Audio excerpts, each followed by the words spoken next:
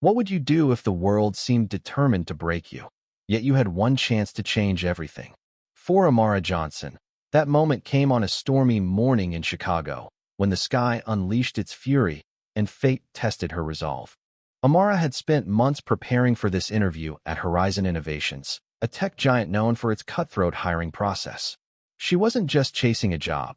She was chasing a dream to become a software engineer in a world that often overlooked women like her. Raised in a struggling neighborhood, she'd clawed her way through college, juggling night shifts and coding boot camps. This interview was her shot, her one ticket out of survival mode.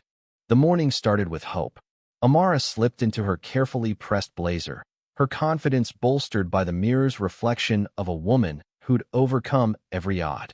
But as she stepped outside, the heavens opened. Rain pounded the streets, and her bus never arrived.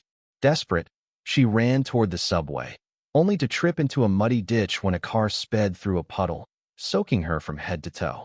Her blazer clung to her skin, her heels squelched, and her resume dissolved into a soggy mess.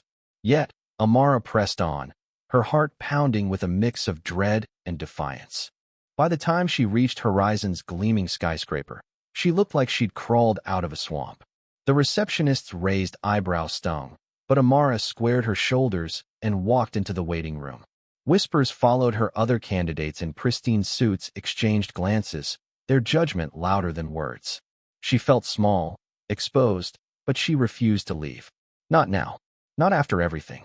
Enter Marcus, an unexpected twist in her story. A janitor sweeping the lobby, he noticed Amara's trembling hands and the mud streaking her face.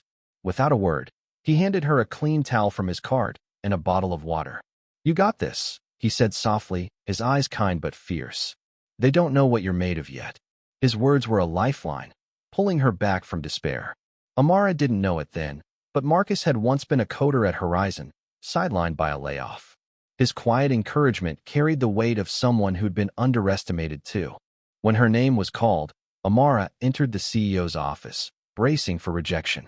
Dr. Evelyn Carter, the CEO, was a legend, a black woman who'd shattered glass ceilings to lead Horizon. Amara expected a quick dismissal, but Evelyn's eyes softened as she took in the muddy figure before her. "Tell me," Evelyn said, leaning forward. "Why are you here, despite all this?" Amara's voice shook, but her words were steady. She spoke of her childhood, coding by flashlight when the power was cut, teaching herself algorithms while her mother worked double shifts. She admitted her fear that the mud would define her, but insisted it didn't. Evelyn listened, her face unreadable. Then came the unforgettable. Evelyn stood, walked around her desk, and handed Amara a company jacket. "You're not defined by how you arrived," she said. "You're defined by why you came." She canceled the formal interview, instead asking Amara to solve a coding problem on the spot. Mud still clinging to her shoes, Amara's fingers flew across the keyboard, her mind clear despite the chaos.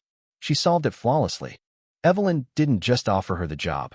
She created a new role, junior developer with a mentorship under her direct supervision. "I see me in you," Evelyn confessed.